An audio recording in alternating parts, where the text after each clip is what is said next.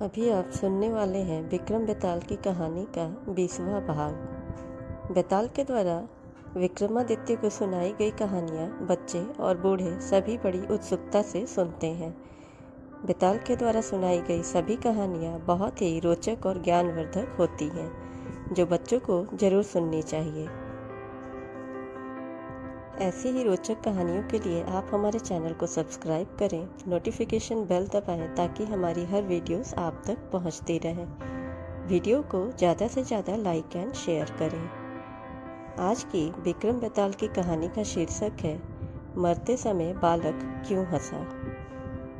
चित्रकूट नगर का राजा एक दिन शिकार खेलने जंगल में गए। जंगल में घूमते घूमते राजा अकेले रह गया था और रास्ता भूल गया। थक हार कर राजा एक पेड़ की छांव में बैठ गया, जहां उसे एक ऋषि कन्या दिखाई दी। राजा ऋषि कन्या को देखकर उसके रूप पर मोहित हो गया। थोड़ी देर में ऋषि भी वहां आ गए। ऋषि ने पूछा, तुम यहाँ कैसे आए? राजा ने कहा, मैं यहाँ शिकार खेलने आया था। ऋषि बोले, बेटा, तुम क्यों जीव को मारकर पाप अर्जित करते हो?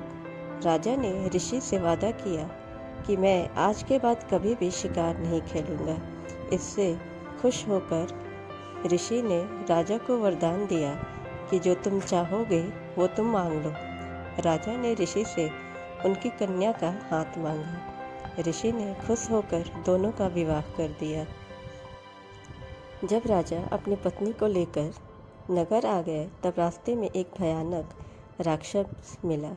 राक्षस ने रानी को पकड़ लिया और कहा, मैं तुम्हारी रानी को खा जाऊंगा। यदि तुम अपनी रानी की जान बचाना चाहते हो तो 7 दिन के अंदर एक ऐसे ब्राह्मण पुत्र का बलिदान करो जो अपनी इच्छा से अपने प्राण देना चाहता हो, और मरते समय उसे मारते समय उसके माता पिता उसके हाथ पैर पकड़े। डर के मारे राजा राक्षस की बात मान लिया और नगर लौटकर अपने दीवान को सारी घटना बताता है। दीवान ने कहा, महाराज, आप परेशान ना हो, मैं उपाय करता हूँ। इसके पश्चात दीवान 7 साल के बालक की स्वर्ण की मूर्ति बनवाई और उसको कीमती गहने पहनाकर नगर नगर घुमाया और यह मुनादी करवा दी कि जो भी 7 बरस तक ब्राह्मण पुत्र अपना बलिदान देगा और बलिदान के समय उसके माता पिता उसके हाथ पैर पकड़ेंगे तो यह मूर्ति और 100 गांव उसको दान में दिया जाएगा। यह खबर सुनकर एक ब्राह्मण का पुत्र राजी हो जाता है।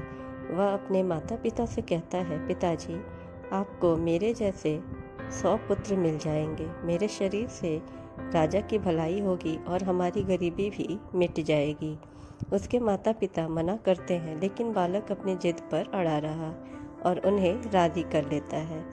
बालक अपने माता पिता को लेकर राजा के पास जाता है और राजा उस बालक को लेकर राक्षस के पास गया। राक्षस के सामने जब माता पिता ने उसके हाथ पैर पकड़े और राजा तलवार से मारने को हुआ, तब बालक जोर से हंसा। इतनी कहानी सुनकर बेताल बोला, बताओ राजन, यह बालक क्यों हंसा?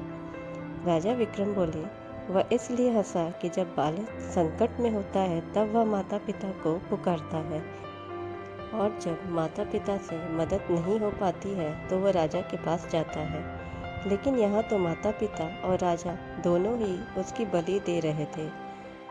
माता पिता उसके हाथ पैर पकड़े हुए थे और राजा तलवार लिए खड़ा था और राक्षस उसका भक्षक बना हुआ था।